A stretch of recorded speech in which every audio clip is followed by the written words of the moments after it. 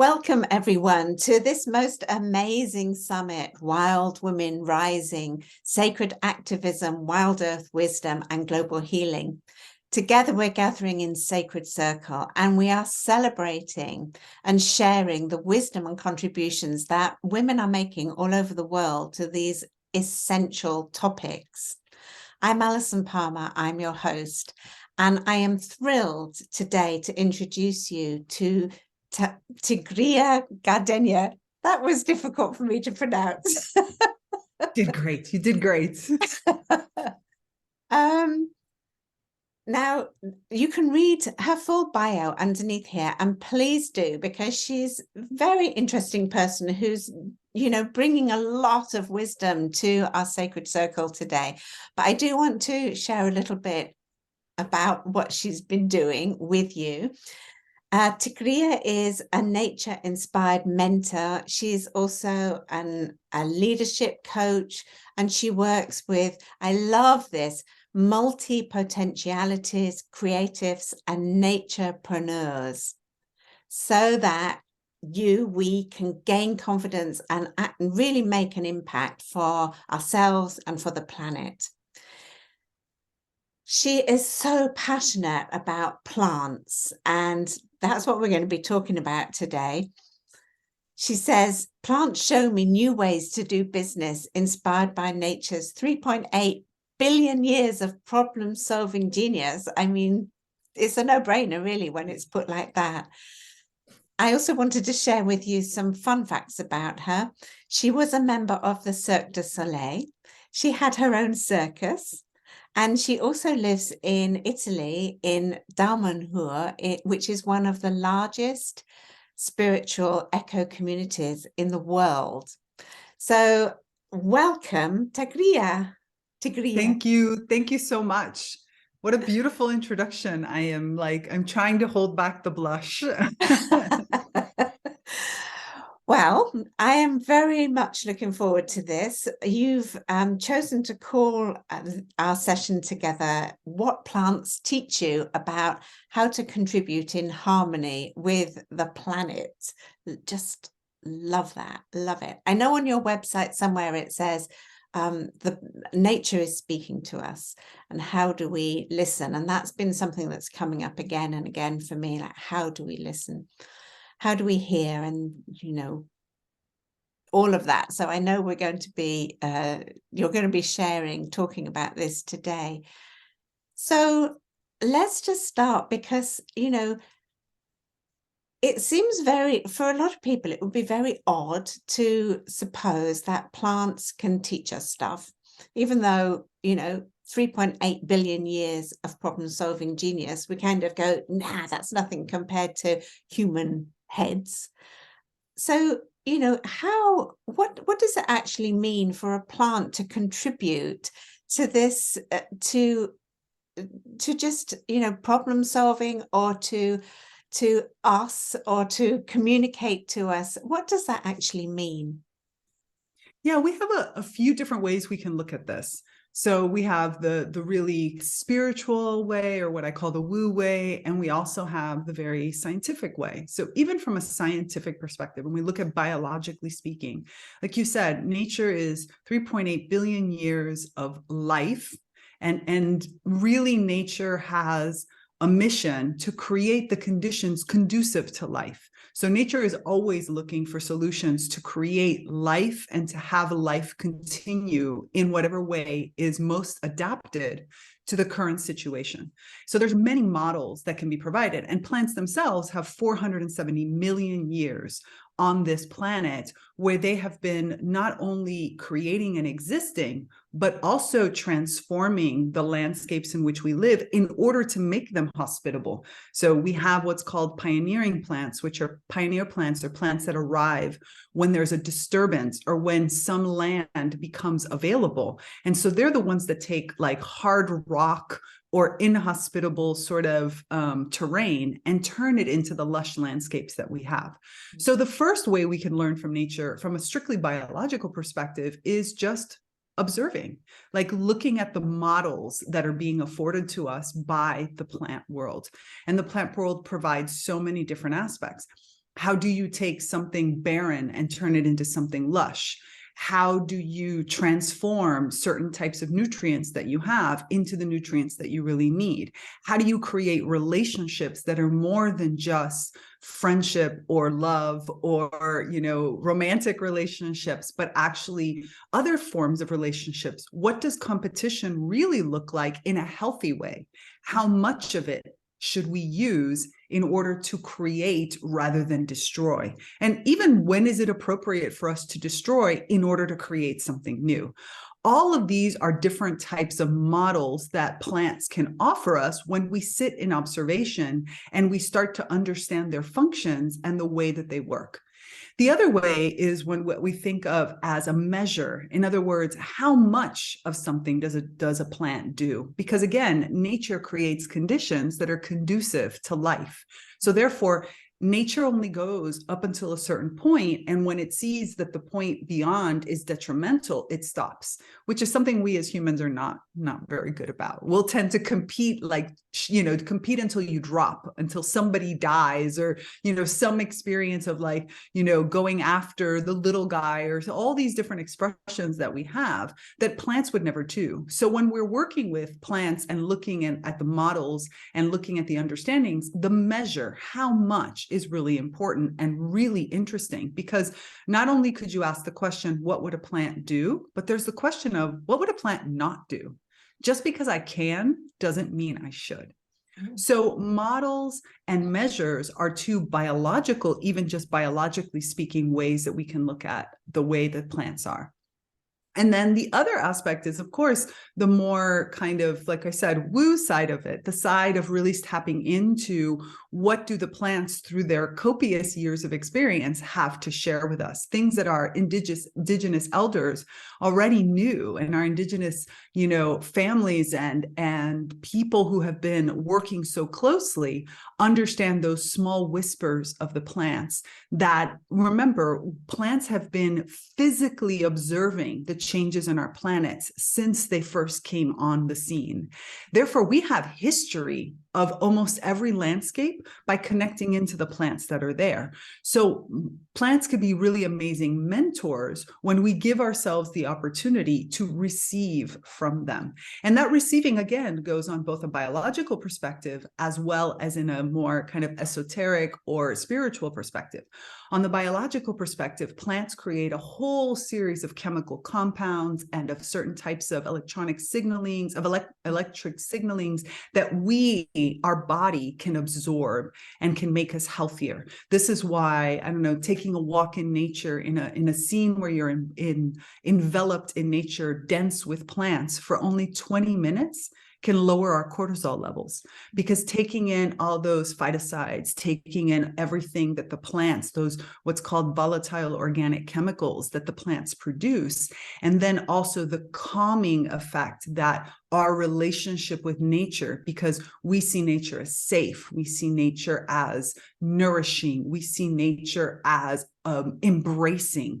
All of these aspects work on our physical bodies and on our mental and emotional states. And then you have the side of what happens when I sit down and I actually have a conversation and I receive from the perspective of that knowledge and that wisdom that the plants have. So regardless of where your sort of spiritual inclinations are, there is a wide range of ways that plants want to connect in with us, because their entire lives, you could say, is about creating balance and then just enough imbalance in order to bring things back into balance at a higher level. Because that's exactly what plants do. They stabilize an environment. Then they look and say, okay, I'm stable. Now, where do I grow? Where is my opportunity for next level growth? And then I destabilize by adding a mutation or adding a new element or connecting into a new element. And then when that has been in and I've experimented and I know it works, I restabilize again. So harmony is more of a state of flux, and the trust that that state of flux is going to go from instability to stability, but with the overarching goal to be evolution. That's really the number one, you could say, goal that nature has: to evolve, to continuously be more efficient, to continuously be adapted to your local conditions, to create conditions that are conducive to life. So all of these are different ways that we as human beings, when we quiet our cleverness, as they say in biomimicry, and allow our sort of minds and our belief system that we as humans are at the top of the food chain, we allow ourselves to realize, yeah, but they're producing the food. They could survive without us. We can't survive without them. And therefore we walk in with humbleness to say, what can I learn? What can be reinforced inside of me? What can grow in a new level? And these are all different aspects of the flow of harmony. Wow. That's my initial response to this. That's just so powerful. And one of the first things I got from you is the real ability of plants to help us to ask really great questions that are really important questions that aren't just coming from our brain, just our overriding social and cultural paradigms and belief structures, and that itself is so powerful. But it's so rich. I mean, you've just said so much in there that I can't really pick up on all the things. But what really comes to me is how separated we have become from plants. While I was so many years ago, a gazillion years ago, I was doing doctoral research, and one of the things that I was looking at quite extensively, it wasn't in the realm of science, it was political science more. But it was about those early beliefs, colonial beliefs about nature. And it strikes me that those beliefs, we have really absorbed them and assumed them to be correct, to be absolutely the truth that cannot be denied. So that it is that humans are separate from nature. And I think we're very much becoming aware of this false separation now. But we're not just separate, we are there to conquer nature. So there's no capacity in there for listening to nature or to listening to plants. It's just, the very concept of weed has come out of this discourse of the colonial conquering of the earth and of plants. So that's really came up for me as you were speaking there. And that really goes back all the way, even beyond colonialism. It goes all the way to Aristotle. Aristotle was the one who was thinking about what he called la scala naturae, so the natural ladder to a certain extent, where he really believed that through an evolutionary scale, you go from inert minerals to living but not sentient in any way plants, to somewhat sentient animals, to the intelligent thinking conscious human being, or in really man, because this is Aristotle's time, so man. And so he looks at it, and he also ascribes this to the different levels of sort of our own lives. Like when I'm languishing, for him, that was the same as being an inert stone. And therefore, when you're languishing, you're almost indispensable. You're dispensable. Like who cares about you in that aspect, because you're languishing. And when you're instead then at a plant level, you're surviving, but you're surviving based on your basic needs. You're getting your basic needs met. You're maybe, doing some things, but you're really not living. And then you have the animal level where you're living a little bit more in that egocentric perspective for myself, following my instinctual needs, and I'm moving forward. And again, the intelligent, studious man that's at the top. So this ladder, where he saw evolution as moving away from one species to another, from one kingdom to another, rather than saying, well, plants, yes, they are evolutionary, our predecessors, because they are, but they've also continued to evolve. So they actually have millions of years ahead of us rather than behind us. And also, these states, even in human beings, are fluctuating. I could be languishing for a period of my life and I could turn that around and be in a different space. So all these types of, like you said, thought processes have conditioned us to forget that we are nature. We are nature, and separate us out from plants, even from animals. We are, and to become that dominant species because you think of all of these lower forms. And once you get to the top, why would you ever step down to the bottom, where that's not really what it is? Nature doesn't work in linears. Nature works in cycles. It works in circles. It works in spirals. It works in many different fields that are not a linear delineation. Yeah. And as you were saying that, I was thinking, yeah. And, we're so busy absorbing this belief system that we are the top of the ladder. And goodness knows, it's just so permeated into our cultures. Mm-hmm. But nature just carries on anyway. Nature's not checking in with us. Nature really is at the top of the ladder, not us, in my opinion. Mm-hmm. So let's talk about the local environment, because local environment is up close and personal. Mm-hmm. And yet we've got the global transformations that are happening. So what's the relationship between the local and the global?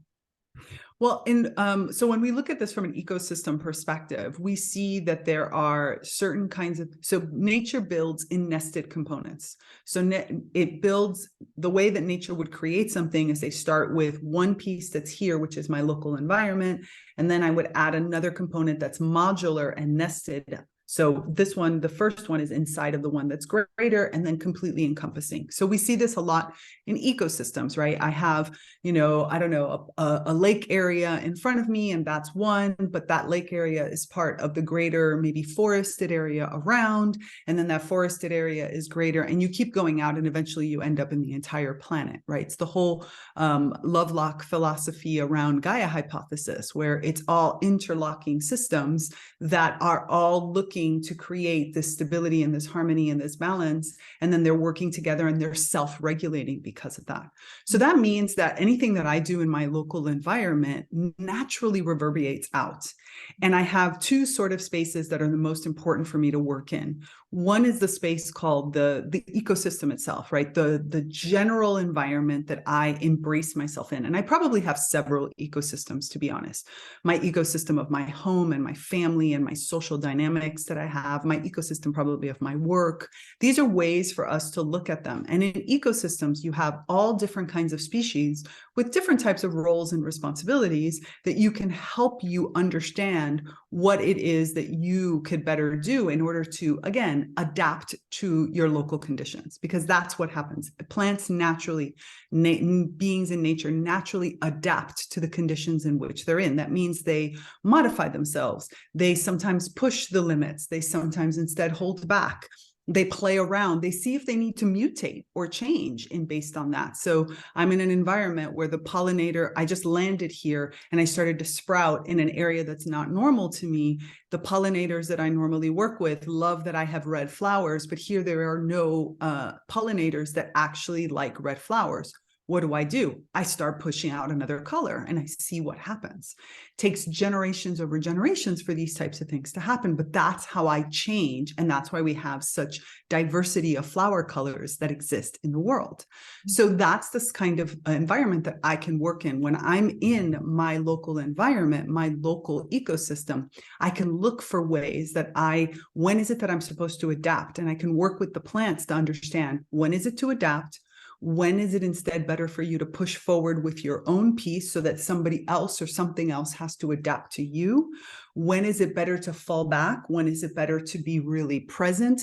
These are all elements that I can understand.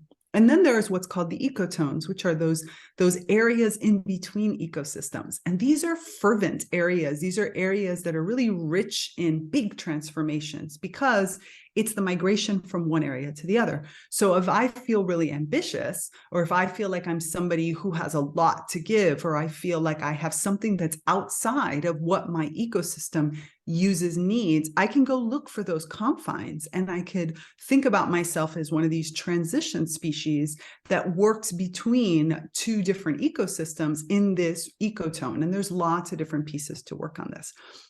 So the idea that my personal environment doesn't count is actually a big myth, because again, it's all nested and it's moving forward.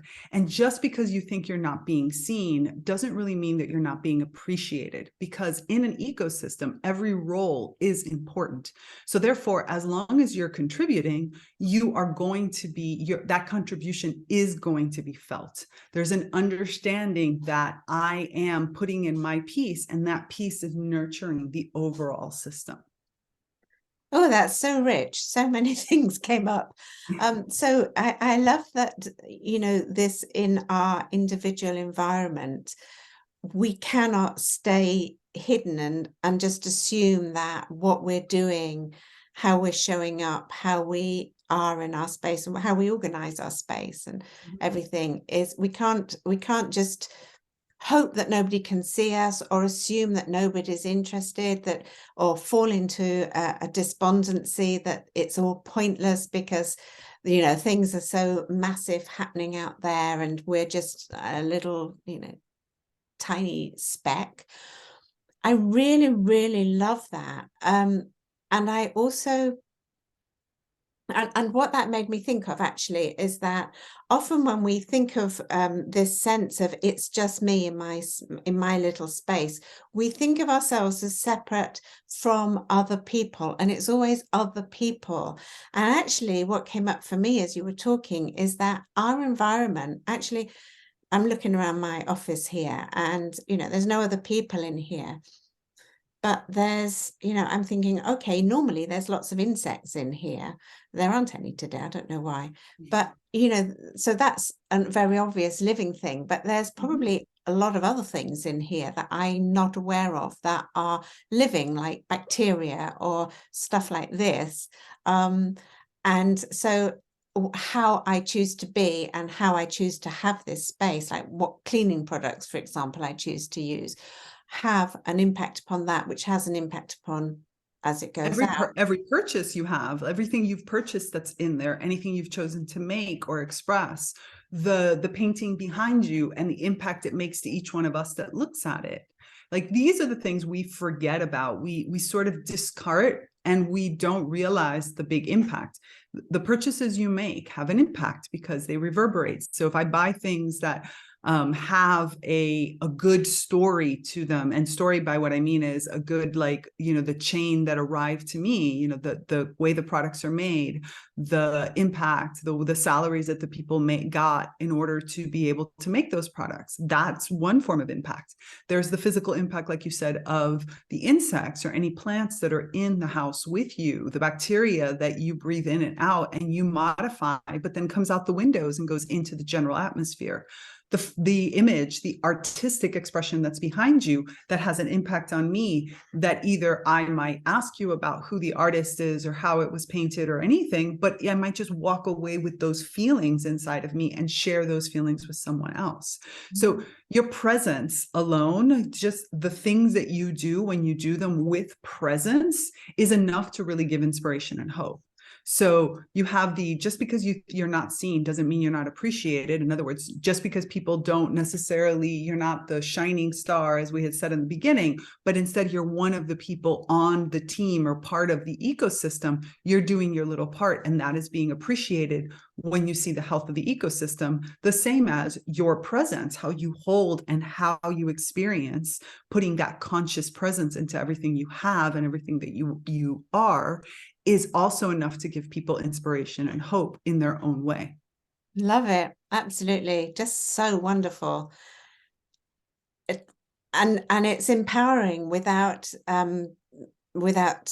connecting to the ego. It's just a sense of empowerment because we value, you're giving us the opportunity to value ourselves as we really are, and to make more conscious choices about how we show up, how we buy things, everything, because we've got that greater awareness that, yes, of course, the local impacts the bigger, the ring image, I think that you said. And that's just so powerful. But I wanted to go back to something that you said in the beginning of this little part, which was about, we can choose when to push forward with something, or we can choose when to adapt. And I just wondered if you could say a little bit about that, because, we're so used to making those choices through ego or fear. So how do we make them in a different way? Yeah, this is one of those beautiful, fascinating things that plants have really taught me, and that when I work with my clients, we use a lot. The whole idea of self-trust, and the idea of being, when you're tapped into yourself, but you're, again, place inside of your ecosystem, whatever that place might be, right? You might be the super showy flower that attracts 10 pollinators, and then those pollinators go fizzle down to the other ones. You might instead be one of the smaller plants that instead is transforming the roots underneath, so not really seeing what they're doing. You could even be some kind of root system that's connecting into a mycelial network that nobody sees at all. Like, there's lots of different functions around there. And the thing to remember is that, what we often struggle with is, okay, am I supposed to push forward, like with exactly how I am or how things are in this moment, and I'm supposed to push towards something new?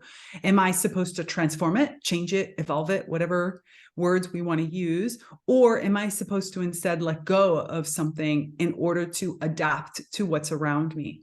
And these are probably really hard decisions for humans to make, because we often try to make them from the logical place of a pro and a con list and all these types of aspects. But nature looks at things a little bit different. Nature looks for opportunities and looks for an understanding of, when you're really comfortable with your role in the ecosystem, then what you're doing is, in general, maintaining that ecosystem while you are attentive to any cracks that might happen, or any opportunities or possibilities for mutations that allow me to provide an opportunity for a new life, or a new direction to take fold. So first and foremost, you have to be comfortable in your existing ecosystem. If your ecosystem is not balanced, if it's not stable, if it doesn't have a harmony in of itself, then you already have a problem. So first thing is, what do I need to do in order to create a stability, to understand where we are? What's my baseline? And then I have to be present, living in this moment, to be able to see the opportunity for me to take forward. And that's what plants do. So that's kind of like a little bit the third sort of big piece that we've been talking about, your contribution, which is cracks in the foundation aren't always a problem. Oftentimes they provide opportunities for new life. They provide the opportunity for something new to grow out of it. And so working with plants, again, both from the biological as well as the spiritual, I try to always cover all of the bases, just because you never know which one a person's going to best connect to. But looking at it from a biological perspective, or having those deep conversations with plants from their own wisdom's perspective, allows us to better feel comfortable in our balance, in order to then see the opportunity and then know when to take it. So looking at those different pieces from a place of internal alignment and a foundation, and where I want to move that foundation to. So where do I want to evolve to next? I very rarely talk about the word transformation, because transformation usually involves, it gives the idea that something about me was wrong and I need to change it. And from a nature perspective, nothing is either wrong. It's either an experiment that gives you data that maybe fails, so that's not what you're supposed to do, or it's something that you're supposed to move into. But either way is always an evolution growing forward. It's not a stay in place transformation. And so that's what you're really looking for. You're looking for the opportunities to evolve. You're looking for a place where your foundation cracked open in a way, or your stability modified itself in a way where then that's where you want to grow through to the next level. Wow, that's this is kind of it's an challenging invitation to sort of shift into this perspective, actually, for me anyway. I'm just getting this, I think I'm grasping it, actually, but that might be because I need to understand it with my head. But this, first of all, I was thinking, okay, so are we operating here from a different value system, to the cultural norm, the value system of the cultural norm? And I think that I might be wrong, but I think that we are, and that value system is about,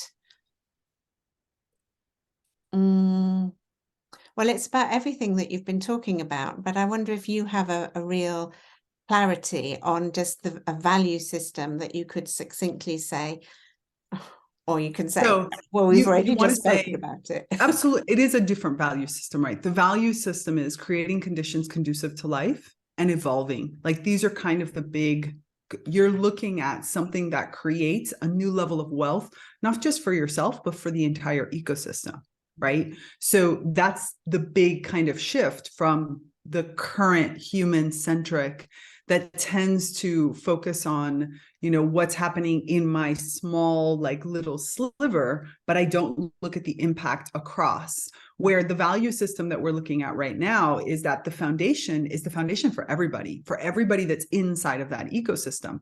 Therefore, if you're going to change the foundation, you're going to change it when there's an opportunity, but then you're going to work at creating that foundation again. In Damanhur, there's a thing called the game of life, and the game of life has one mission: change. The idea that when we as humans live together for too long or do things together for too long, we step into habits, and habits then means you repeat the same patterns over and over again. There's no real dynamic change that's happened.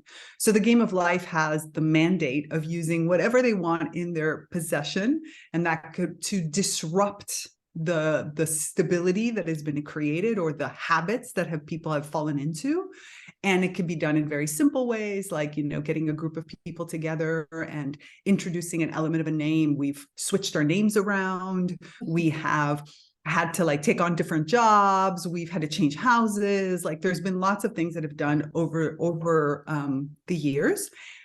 And then see what happens. But the thing about one of the people who was running the game of life for a long time taught me, which I feel was very nature-centric in a way. She says, I could launch a bomb into a situation in order to disrupt change. But then it's my job to roll up my sleeves and help the people recreate a new level of stability. I can't just walk away from it.